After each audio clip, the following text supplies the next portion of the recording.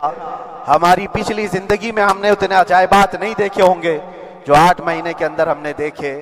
نبی پاک صلی اللہ تعالیٰ علیہ وسلم کے انعامات و اکرامات، رب تبارک و تعالیٰ کی مدد سے دل مضبوط ہوتا ہے۔ عزیزان گرامی، ہم نے تو وہاں ایسے لوگوں کو دیکھا جو ڈپریشن کا شکار ہو کر کافر بھی ہو گئے، اور حالات سے گھبرا کر کے وہ انکار کر بیٹھے، کوئی خدا نہیں ہے، کوئی مدد نہیں آتی ہے۔ ایسے حالات وہاں دیکھے، لیکن ان حالات میں بھی اللہ تبارک و تعالیٰ کی مدد ساتھ رہی۔ رسول پاک صلی اللہ تعالیٰ علیہ وسلم کا انعام و اکرام یہ تھا کہ جس طرح سے گئے تھے اسی طرح سے واپس بھی آئے، جس طرح سے گئے تھے ویسی واپس آئے، اور نہ میرے مصطفیٰ نے باہر میری عزت میں کمی کی، نہ اندر عزت میں کمی کی، کہیں پر بھی نہیں۔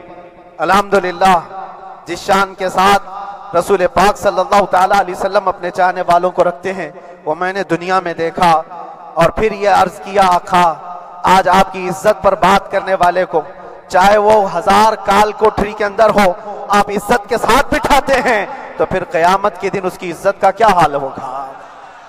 عرش حق ہے مسند رفعت رسول اللہ کی، دیکھنی ہے حشر میں عزت رسول اللہ کی۔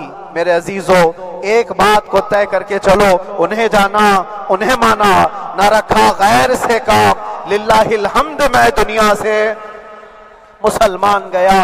اس ایک بات میں جو عزت ہے، دنیا کے کسی مقام و منصب اور مرتبے میں عزت نہیں ہے۔ اور حالات دنیا انشاءاللہ میں سناتا رہوں گا۔ اللہ تبارک و تعالیٰ جب تک یہ زبان رکھا ہے حق بولتے رہیں گے اور سناتے رہیں گے، اور بھی حالات آپ کو انشاءاللہ العزیز آگے سناتے رہیں گے۔ لیکن آج خصوصیت کے ساتھ میں جمعہ کے لیے اسی لیے حاضر آیا کہ یہاں کے لوگ پل پل یاد کرتے رہے۔ حضرت مجھے ہر بار خبر دیتے کہ جب نماز سے فارغ ہو کر کے میں نکلوں تو مجھے لوگ پکڑ لیتے، کیا ہوا، اب کیا خبر ہے؟ تو جس قدر آپ کی بے چینی تھی، بے قراری تھی، میرے عزیزو مجھے بھی ملنے کی بے چینی اور بے قراری تھی، لیکن یہ ایک سٹیج تھا جس سے گزارا گیا ہے، ایک مقام تھا جس سے گزارا گیا۔ میں تو ایک نکما آدمی، میں تو ایک کم پڑا ہوا ہوں، لیکن آپ کو بزرگان دین کی اگر تاریخ پتہ ہو، امام اعظم ابو حنیفہ رضی اللہ تعالیٰ عنہ جن کو ناحق جیل میں رکھا گیا تھا، امام موسیٰ کاظم رضی اللہ تعالیٰ عنہ 7 سال تک قید میں رہے۔ یہ کون امام موسیٰ کاظم؟ جن کے دربار میں جانے کے لیے غوث اعظم عبد القادر جیلانی رضی اللہ تعالیٰ عنہ 4 کلومیٹر دور اپنی چپل اتار دیا کرتے تھے۔ امام موسیٰ کاظم کا وہ دربار ہے جن کو باب الحوائج کہا جاتا ہے۔ اس امام کو 7 سال تک بغیر کسی قصور کے قید میں رکھا گیا، اور حد تو یہ ہے کہ اسی قید خانے میں زہر دے کر کے آپ کو مارا گیا ہے۔ آپ کا جنازہ جیل سے نکلا تھا۔ امام احمد بن حنبل جن کو 5 لاکھ حدیثیں یاد ہیں نبی پاک صلی اللہ تعالیٰ علیہ وسلم کی، بغداد کے سرے بازار آپ کو ننگی پیٹھ پر کوڑے مارے گئے۔ آپ کو اندازہ ہے بزرگان دین کی ایک لمبی فہرست ہے۔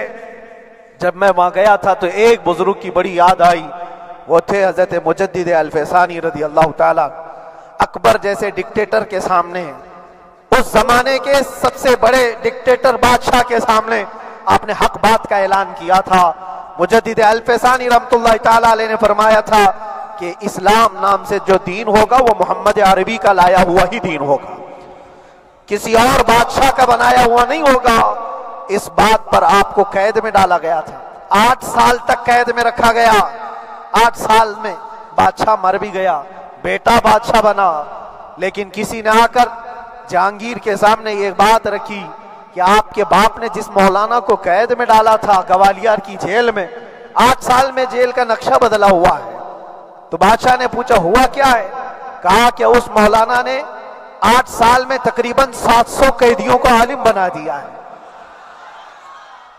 درس حدیث، درس تفسیر، قرآن کا علم، نمازیں جماعتوں سے وہاں اس طرح ادا ہوتی ہیں جیسے لگتا ہے گنبد خضرا کی چھاؤں میں ہے۔ رب تبارک و تعالیٰ کا یہ احسان عظیم تھا۔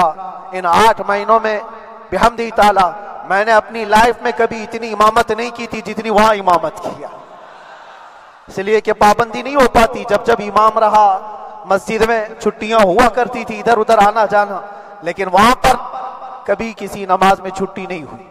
اور امامت اللہ تبارک و تعالیٰ کو جہاں لینا ہے وہاں لیتا رہے. اور مجھے اس بات کا تھوڑا قلق تھا، 24 سال سے میں تراویح سنا رہا تھا، 24 تراویح ہو چکی تھی، رمضان المبارک کا 24 گزر چکے تھے، 25واں سال تھا. ظالموں نے مجھے رمضان سے پہلے اندر کر دیا. بار بار یہ خواہش ہوتی تھی کہ میری تراویح چھوٹنے نہ پائے. 25ویں تراویح ہے، 25ویں محراب ہے، لیکن رب تبارک و تعالیٰ کا احسان، اندر موجود سارے مسلمانوں نے یہ مطالبہ کیا کہ ہم یہاں جماعت سے تراویح قائم کریں گے. اور اب تک لوگ الم تری کیف والی تراویح کبھی کبھار پڑھ لیا کرتے ہیں، لیکن سارے لوگوں نے مل کر کے یہ اتفاقاً کہا کہ ہم پورا قرآن آپ سے سننا چاہتے ہیں. کیسے کیسے قیدی تھے، کیسے کیسے کرائم والے تھے. میں نے کہا آج میں ایک دن پڑھاتا ہوں، ایک پارہ پڑھوں گا، آپ کو اگر لگے تو بتا دینا، بھاری پڑ جائے، کیونکہ لوگ سارے کرمنل ہیں اور کئی طرح کے جرائم کیے ہوئے لوگ ہیں. نماز دین سے کہاں زیادہ رشتہ. کہا ہو سکتا ہے یہ گھبرا کر بھاگ جائیں. ایک دن پڑھاؤں گا، اگر آپ کو لگے تو بول دینا، نہیں تو کل سے الحمد للہ. پہلے دن تراویح پڑھائے، دوسرے دن سارے لوگوں نے کہا آپ نے ایک پارہ پڑھایا ہے، سحری تک بھی پڑھائیں گے تو انشاءاللہ کھڑے رہیں گے. یہ جو استقامت، یہ ساری چیزیں دلوں کا جمع ہونا اور ہماری طرف دلوں کو پھیر دینا بغیر اللہ کی مدد کے نہیں ہوتا. رسول پاک صلی اللہ تعالیٰ علیہ وسلم کے کرم و احسان کے بغیر نہیں ہوتا. وہ تراویح بھی پڑھتے رہے، تفسیر قرآن بھی سنتے رہے اور قرآن کی تعلیم بھی لیتے رہے. پھر مجھے اندازہ یہ ہوا کہ رب تبارک و تعالیٰ کی منشا یہ تھی کہ ہماری تراویح کی محراب کی سلور جبلی جیل کے اندر ہو جائے. مجھے اس بات کا کوئی قلق نہیں رہا کہ میری کوئی چیز چھوٹ گئی ہے. ہاں، عید، بقرعید، محرم، یہ تمام چیزیں لوگوں کی یاد تو رہتی، رشتہ دار، احباب، اقربا کی یاد، لیکن اللہ کی مرضی. میرا رب تبارک و تعالیٰ جو پسند کرے اس میں ہم راضی ہیں. اگر مولا یہ چاہتا ہے کہ میں تنہا پڑھوں تو اس کی رضا میں ہم راضی ہیں. اگر وہ چاہتا ہے کہ مجمع ہزاروں میں ہم نماز ادا کریں تو اس کی مرضی پر ہم قائم ہیں. عزیزان گرامی وقار، صبر اور سکون کے ساتھ جو حالات گزرے اس میں سب سے بڑا کردار آپ سب کی دعاؤں کا ہے. سب کی دعاؤں کا. مشائخ، سارے پیران اعظام، تمام سلاسل کے اور ہر مسجد کے امام اپنے محراب اور ممبر سے جو دعا کرتے رہے، یہ سارا ذخیرہ میرے لیے اتنا بڑا ہے جس کو میں بیان نہیں کر سکتا. ہر ایک کی جانب سے دعائیں، عورتوں بچوں کی طرف سے منتیں، روزے، نہ جانے کیا کیا کر لیا. پھر مجھے اندازہ ہوا کہ صرف اپنے آرام اور اپنی راحت کے لیے پھڑپھڑانے سے کچھ نہیں ہوگا. رب تبارک و تعالیٰ یہ چاہتا ہے کہ پوری امت مل کر کے اس فقیر کے لیے دعا کرے. اور اللہ تعالیٰ کو جب تک منظور تھا تمہاری دعائیں ہوتی رہی. بعض لوگوں کو یہ خیال بھی آیا، کچھ میرے احبا اقربا رشتہ داروں نے بھی کہا اتنی ساری دعائیں ہوئیں قبول کیوں نہیں ہوتی. ایک بات یاد رکھو، پوری دنیا مل کر کھڑے ہو کر دعا کرے. اللہ کی قدرت پر کوئی کام کرنا واجب نہیں ہے، اللہ پر کوئی چیز واجب نہیں ہے. اگر وہ اپنے فضل سے عطا کر دے تو اس کا احسان ہے، اس کا احسان ہے. اب چاہے وہ سال بھر میں قبول کرے کہ 5 سال میں قبول کرے. ایک بات یاد آتی ہے میرے عزیزو، ہماری قید تو 8 مہینے کی ہوگی. ان بزرگان دین کی قید 8 سال 7 سال. امام محمد بن حسن عسکری 20 سال تک قید میں رہے، 20 سال تک اندر سلاخوں کے پیچھے بند رکھا گیا. یہ اہل بیت اطہار ہیں، ائمہ اعظام ہیں. ان کی تکلیفیں دیکھ کر پھر ہماری تکلیف چھوٹی لگتی اور پھر نبی پاک صلی اللہ تعالیٰ علیہ وسلم کی یاد آتی. صرف اس بات کا ہمیں فخر تھا کہ تم نے کبھی چوری کے الزام میں تو نہیں گرفتار کیا، کسی گھنانے الزام میں تو نہیں گرفتار کیا. ہاں، اگر کسی بات پر گرفتار کیا ہے تو ان سے پوچھو تو اب یہ بولنے میں بھی شرم کرتے ہیں. مولانا کو کیوں گرفتار کیا ہے، مولانا کو کیوں اندر رکھا ہے؟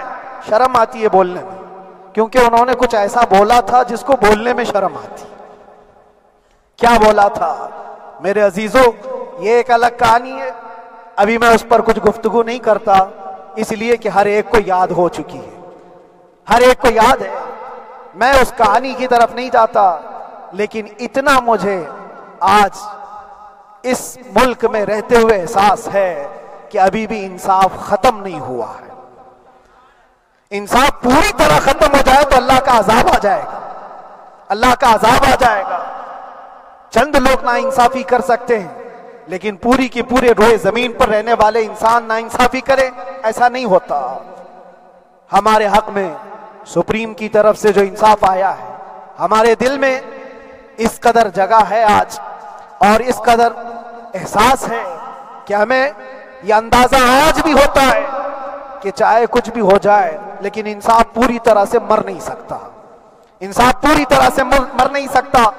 یہ ہمارا ملک عزیز ہندوستان کسی خاص آدمی کے ٹھیکیداری میں نہیں ہے، سبھی کا خون شامل ہے یہاں کی مٹی میں، کسی کے باپ کا ہندوستان تھوڑی ہے، ہمارا بھی ہے، آپ کا بھی ہے، سب کا بھی ہے۔ اور میرے عزیزو پتہ نہیں، یہ بھی شاید راحت اندوری صاحب کا شعر ہے، اور اس سے پہلے بھی کچھ بولا تھا وہ بھی ان کا ہی تھا، تو ڈینجر ہی ہوا کرتا ہے۔ اللہ تبارک و تعالیٰ آپ سب پر فضل فرمائے، کرم فرمائے۔